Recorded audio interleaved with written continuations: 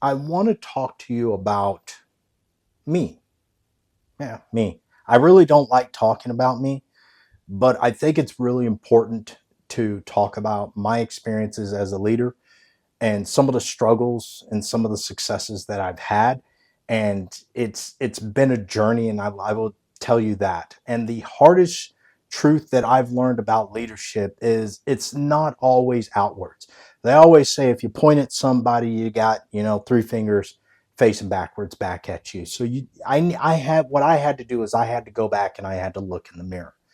Now the problem that I'll introduce into this is a real world problem. Um, a long time ago, around I believe, about 26, 24 years ago, back in 2003, I had left my time as being a drill sergeant in Fort Knox, Kentucky, and spent 18 months in Korea, in South Korea, and in an armory unit over there. And what ended up happening was my time when I first got over there, I got there in about February, and OIF, Operation Iraqi Freedom, kicked off in March, actually on March 20th. Now, I didn't have enough time. I wasn't there for 90 days. And when I got there, you get on the train and you have to get on the train while it's moving. Literally, your learning curve is so steep, it's absolutely ridiculous. So you have to be able to go in, and I was a tank platoon sergeant then.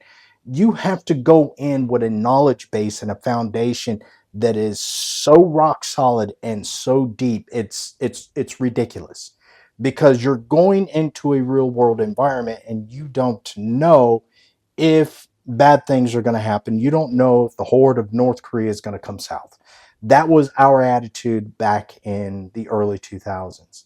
I spent time in Korea. I spent 14 months in the 90s in Korea, actually driving for a brigade commander when I was a young soldier. And I had the opportunity to actually see the operational planning and staffing and war gaming at that level as a brand new soldier, and being in those meetings and sitting there and having long conversations with a brigade commander.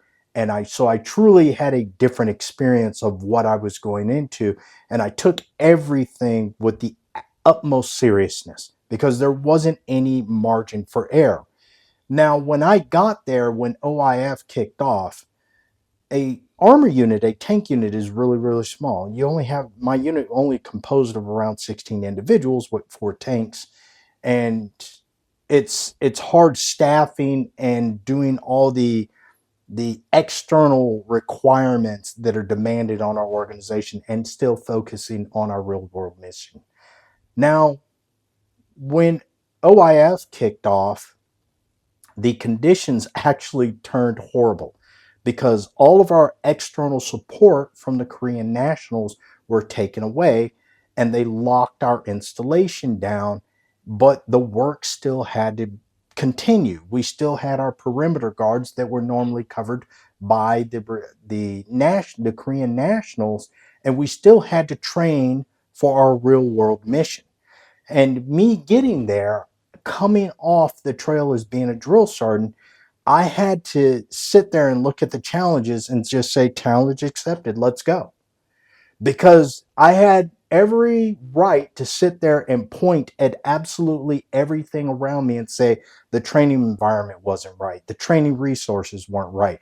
I had every excuse in the book to just become a whiny, cry, complaining volunteer victim and say I can't do anything. But I sat there and I looked at it and I said, challenge accepted, let's go, because we are going to be the absolute best. This is what I look at as being a leader. You look at something hard and you don't cry about it, you figure it out. You have all the resources there. So, with all of the resources that I had, I asked myself one question, and I said, what actually matters? What actually matters is the mission. And in order for my unit to be able to accomplish its mission, I had to play a significant role as a leader. So I had to go in and I had to conduct a SWOT analysis. I had to identify what are my unit's strengths and weaknesses. All right. And then I had to go in and look at what opportunities and what threats do we have and find that gap in the analysis and say, where can we improve? Because the objective truth revealed itself through the evidence, not my assumptions. And so I looked at that with a hierarchy of competence. I had to look at all of the skill sets that I had within all the personnel within my platoon.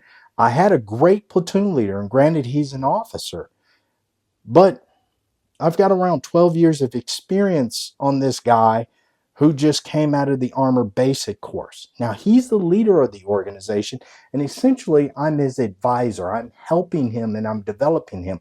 They always say if you find a jacked up battalion commander somewhere, you need to go find that individual's platoon sergeant when they were a platoon leader, because I guarantee you that platoon sergeant didn't plant the seeds in that platoon leader at the time.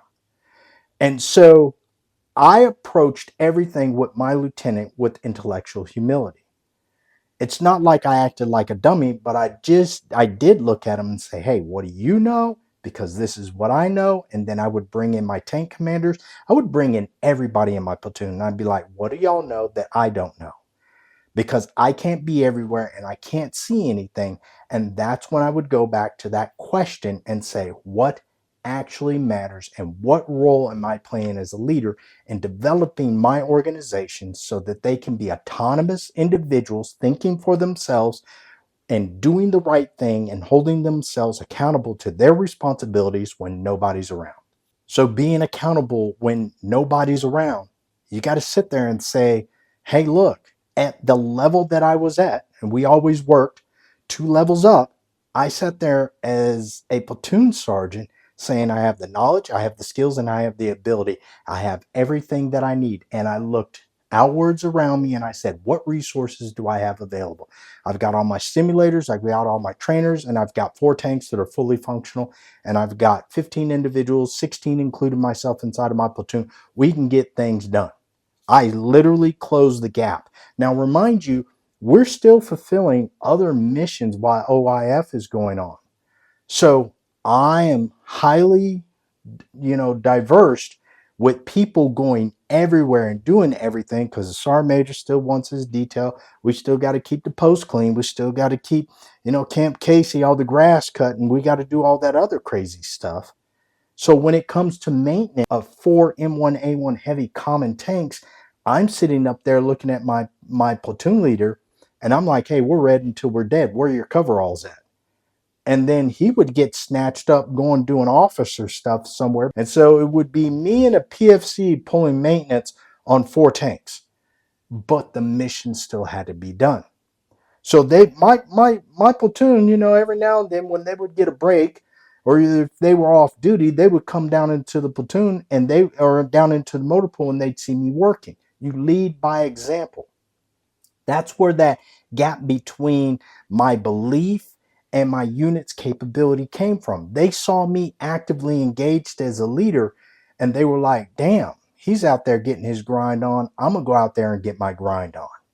And that's what I'm talking about, being a leader. Because one thing I recognize is that my soldiers and my family depended on my leadership. And during that trying time, and as fast as that train was moving in Korea, I understood the 2 very first variables within the 11 Army leadership principles: know yourself and seek self improvement, and take accountability for your actions and be responsible for your unit's actions. The uncomfortable truth is the narrative that is provided to you, because it's not about my self image, it's not about my ego, it's about my organization's mission being able to accomplish effectively and efficiently, because facts don't care about your feelings, because either you accomplished the mission or you didn't. There are no excuses. And I always like to say, I've heard this once, and it said, say it once, shut up, and bring home a kill. That means execute, execute, execute, because there are people that are depending on you.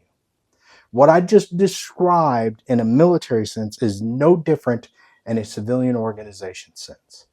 As a leader, you have to be a leader inside the organization, because that's what we're talking about, the B. We already talked about the know the other day and understanding the difference between evidence and assumption. Me, I'm not going off of assumption. You give me something that I can see, that I can observe, that I can count, and that I can measure. And that's the outcome of behaviors, the consequences. What are they producing? Am I getting what I want? Because if you say you're a hunter, only say it once. Go hunt for something, bring home something to eat.